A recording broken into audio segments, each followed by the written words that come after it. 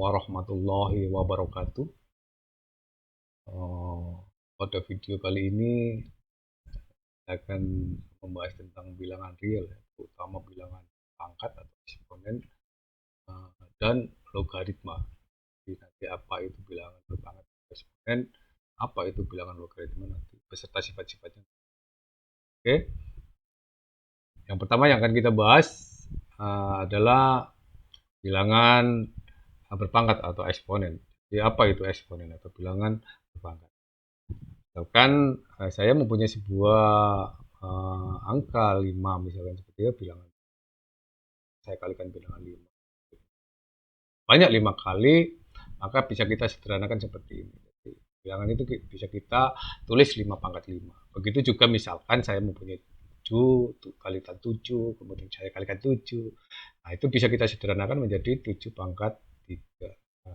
Ini secara umum, kalau saya mempunyai sebuah bilangan real A, kemudian saya kalikan dengan A, saya kalikan dengan A, saya kalikan dengan A, kemudian saya kalikan dengan A lagi, itu sebanyak N kali. Artinya A-nya itu saya kalikan sebanyak N kali. Maka kita bisa menulis dalam bentuk seperti ini. A pangkat N. A ini dikatakan sebagai basis, N-nya itu dikatakan sebagai pangkat atau eksponen. Eksponennya ya. Inilah yang dikatakan sebagai bilangan berpangkat. A pangkat N. Artinya apa? Artinya A itu kita kalikan dengan A, kalikan dengan A sebanyak N kali. Secara lengkap teorinya itu seperti ini. Ya. Nah, ini teorema untuk bilangan berpangkat. Jadi untuk bilangan bulat positif N, kemudian kita mempunyai sebuah bilangan real A. Nah, bilangan itu kita pangkatkan dengan N, maka artinya itu adalah A kali A kali A kali A sebanyak N. Di mana A-nya itu dikatakan sebagai basis, dengan N-nya itu dikatakan sebagai pangkat atau eksponen. Oke ya? Nah, itulah yang dikatakan sebagai bilangan berpangkat atau eksponen. Nah, bilangan ini mempunyai beberapa sifat ya, yang melekat pada bilangan berpangkat atau eksponensial. Artinya kita bisa mengerjakan dengan sisi kiri atau sisi kanan boleh. Nah, misalnya yang pertama, saya mempunyai sebuah bilangan A pangkat M, kemudian saya kalikan dengan A pangkat N. Nah, itu bisa kita kerjakan dengan A pangkat M ditambah N. Artinya pangkatnya ini kita tambahkan boleh. Contohnya misalkan, saya mempunyai 3 pangkat 2. Kita kalikan dengan 3 pangkat 4. Nah, misalkan seperti ini ya. Nah, ini bisa kita tulis menjadi 3 kuadrat pangkat 2 ditambah dengan 4. Sehingga menjadi 3 pangkat 6. Begitu juga misalkan seperti ini. Saya mempunyai 5 pangkat 3. Kemudian kita kalikan dengan 5 pangkat 2. Misalkan, ini bisa kita tulis 5 pangkat 3 ditambah dengan 2. Jadi 5 pangkat 5. Itu ya.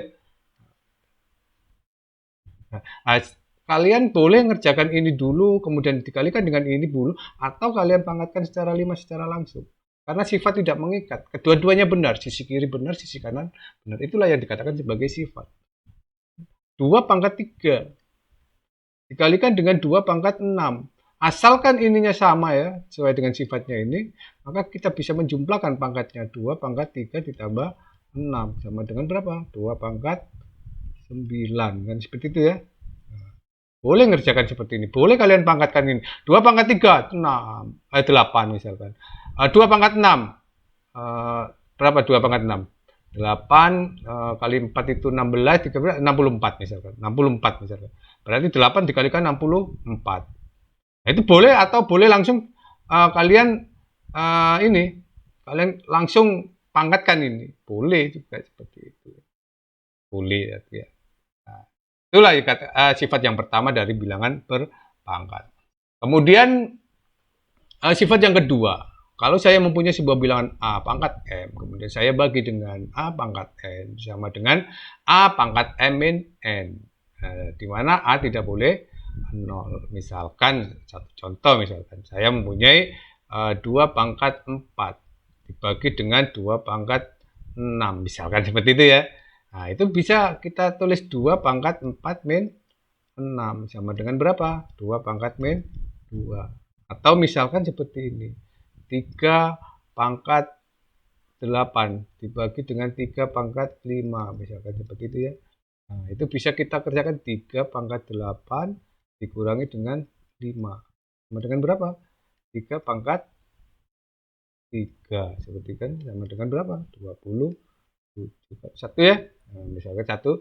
5 pangkat 3 bagi 5 kuadrat. Misalkan seperti ya. Nah, itu bisa 5 pangkat 3 dikurangi dengan 2. Sama dengan berapa? 5 pangkat 1 atau 5.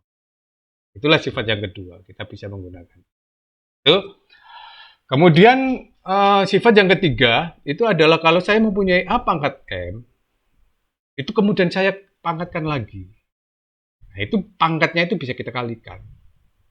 Sehingga menjadi A pangkat M kali N. Contohnya misalkan seperti ini. Saya mempunyai sebuah bilangan seperti ini. 3 kuadrat.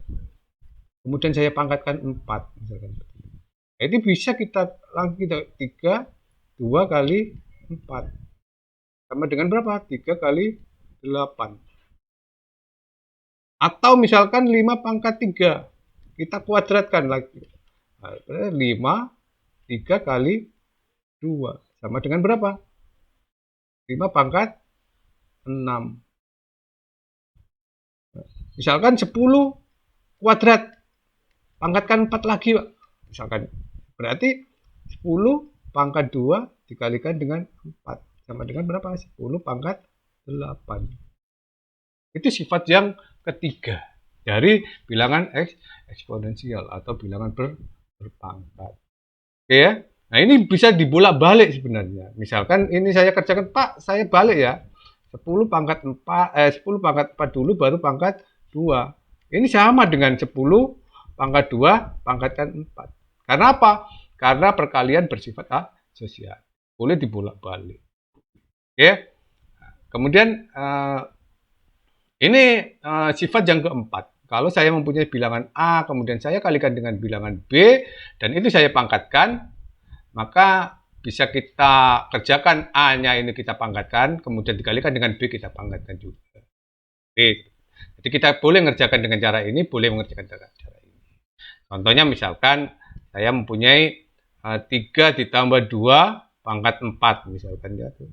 Nah, ini boleh kalian kerjakan 3 pangkat 4 dikalikan, nah ini sekali ya, kali 2 pangkat 4. Boleh seperti itu ya.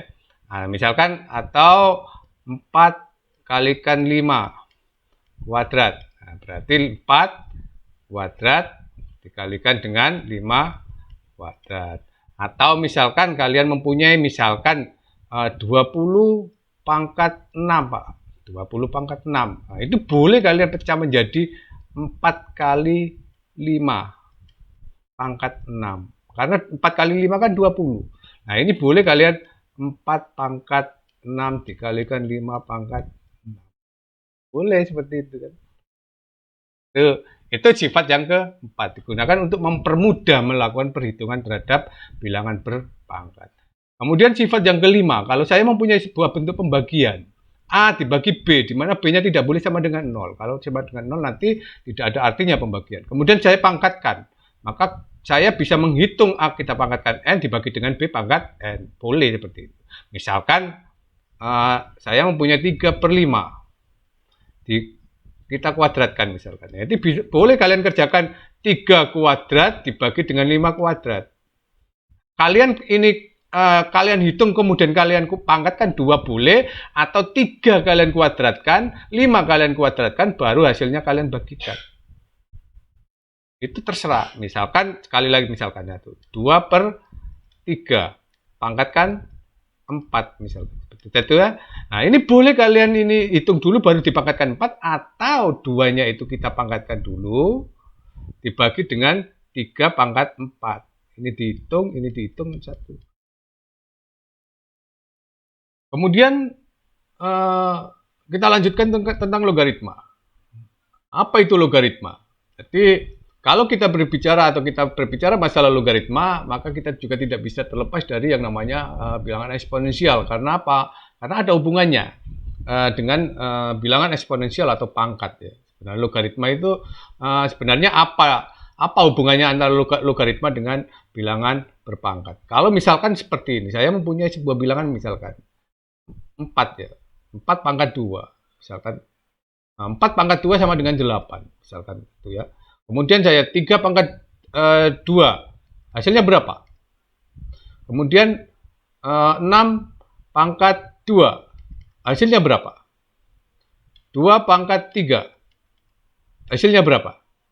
Nah, ini katakan sebagai bilangan eksponensial atau bilangan berpangkat. Kita mencari nilai dari hasil perpangkatan dari sebuah bilangan. 4 pangkat 2 berapa? 8. 3 pangkat 2 berapa? 9. 6 pangkat 2 berapa? 36.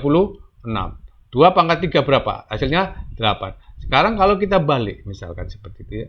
2 pangkat berapa? Sama dengan 8. 4 pangkat berapa? Sama dengan, oh ini 16 ya. 16 misalkan ya. 3 pangkat berapa? Hasilnya 9.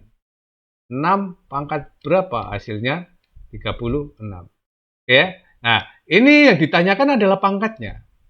Kalau ini yang ditanyakan adalah hasil perpangkatan. Nah, inilah yang dikatakan sebagai logaritma. Inverse dari bilangan berpangkat. Kalau bilangan berpangkat mencari hasil dari perpangkatan, kalau logaritma mencari pangkatnya. Nah, ini bisa kita tulis sebagai 2 log 8. 4 log 16. Kan seperti ini kan? Kemudian 3 log 9. 6 log 36. Nah, ini dikatakan sebagai basis. Sama seperti ketika kita berbicara masalah bilangan eksponensial.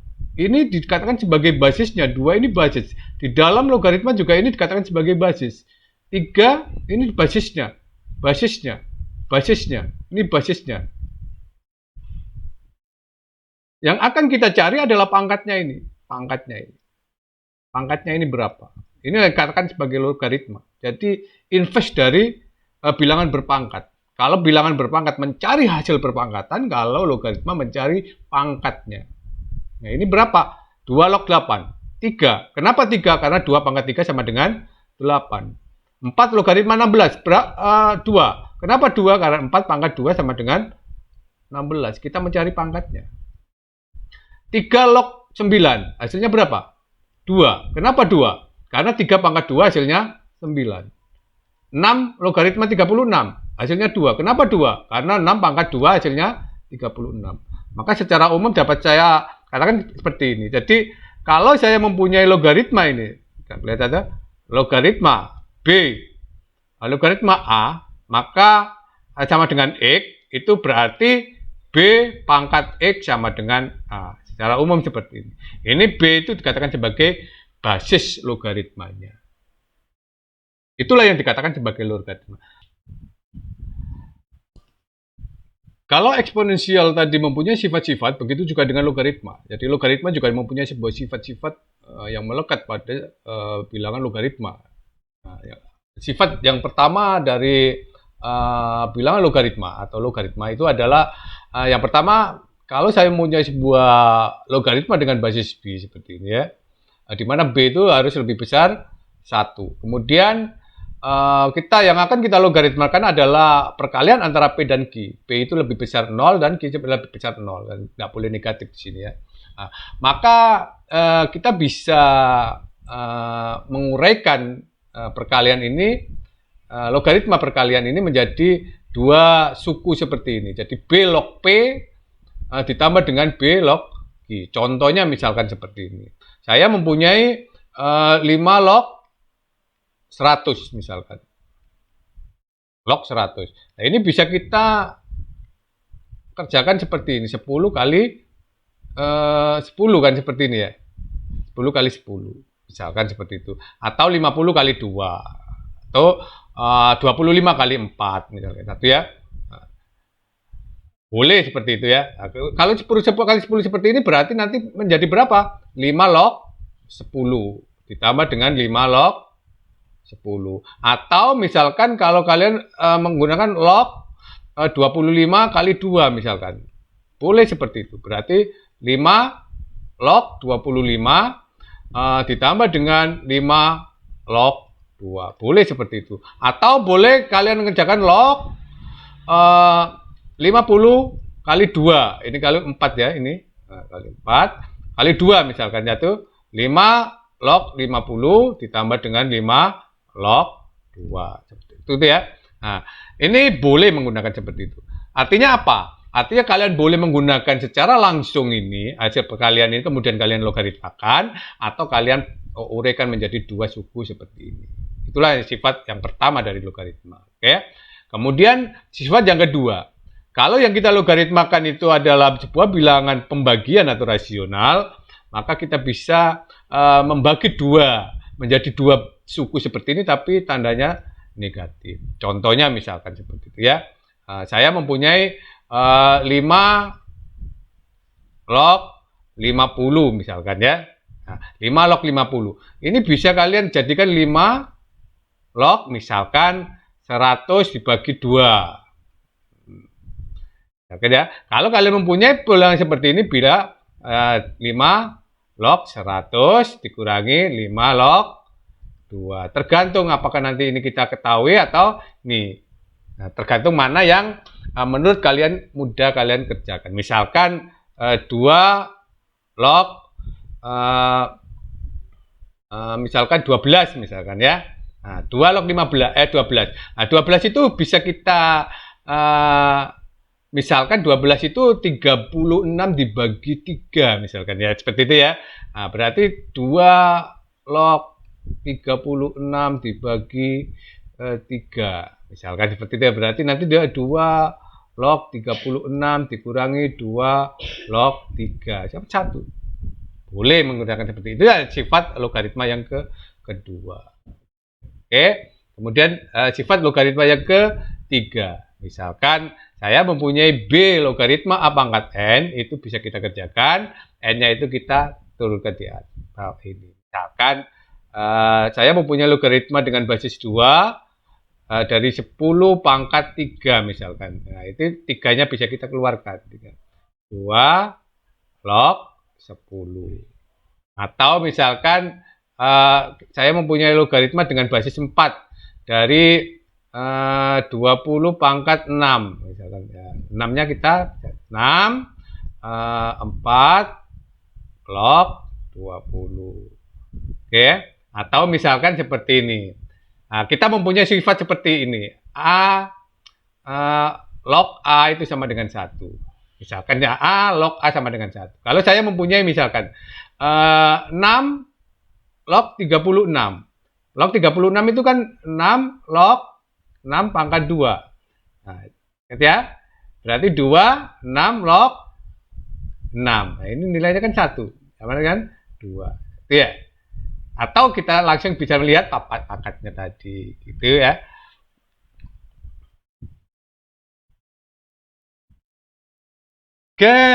Sifat yang kelima dan keenam. Tadi sifat yang keempat. Sifat yang keempat. Oke, sifat yang keempat, kalau saya mempunyai sebuah logaritma B dengan basis B, kemudian log P, itu bisa kita uraikan menjadi log P, log B. Di sini sebenarnya ada Q-nya, tergantung ya. Nah, misalkan seperti ini ya. Nah, basisnya itu terserah di sini sebenarnya kan.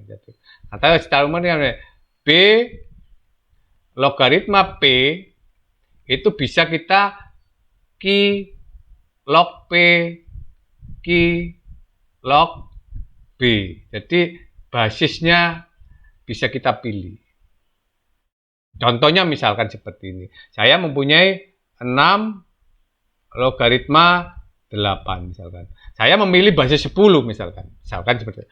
Kalau basis 10 itu jarang ditulis ya. Maka boleh seperti ini. log 8 tapi basis 10. Basis 10 itu tidak ditulis ya. Log 6 dengan basis 10. Atau kalian kalau jadikan 2 misalkan basis 2. 2 log 8, 2 log 6. Boleh seperti itu ya. Nah, itu sifat yang keempat. Kemudian sifat yang ke-56. Sifat ke-56 itu adalah sebuah bentuk perbandingan, hanya merupakan sebuah bentuk perbandingan. Artinya ketika saya mempunyai sebuah bilangan P dan Q, P-nya itu lebih kecil dari Q dan lebih besar dari 0, maka ketika kita mencari B log P itu lebih kecil juga dibandingkan dengan B log Q. Begitu juga dengan kalau saya mempunyai PQ, ya sama ya, P-nya EQ-nya itu lebih besar 0, lebih kecil P, maka B log P itu lebih besar dari B log Q. Gitu ya. Nah, itu mengikuti mengikuti bilangan PQ-nya ya. Oke. Nah, itu sifat dari logaritma. Itu yang bisa kita bahas tentang bilangan eksponensial dan apa itu logaritma. Jadi sebenarnya antara bilangan eksponensial dan logaritma itu adalah satu kesatuan sebenarnya. Karena apa? Karena logaritma itu adalah inverse-nya bilangan pangkat eksponensial. Eksponensial itu adalah inverse-nya logaritma. Sama seperti ketika kita berbicara masalah saya mempunyai bilangan 2, maka inverse-nya setengah. Kalau saya mempunyai setengah, inverse-nya 2. Dan antara 2 dan setengah tidak bisa dipisahkan. Begitu juga dengan ketika kita berbicara masalah bilangan eksponensial, ketika kita membahas bilangan logaritma, maka tidak bisa lepas dari eksponensial. Karena logaritma adalah inverse dari eksponensial. Oke, itu yang bisa saya sampaikan. Terima kasih. Assalamualaikum warahmatullahi wabarakatuh.